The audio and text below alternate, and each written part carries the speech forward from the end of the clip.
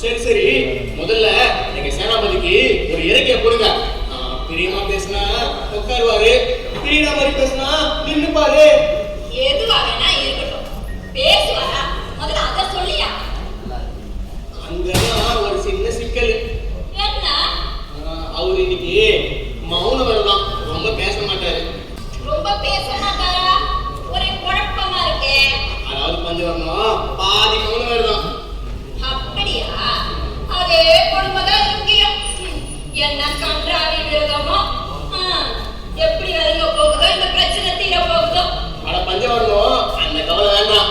எங்க சேனாபதி என்ன பேச விரும்புறாரோ அதை பேசாமலே சைகையிலே சொல்லுவாரு. புரிஞ்சுக்கிட்டு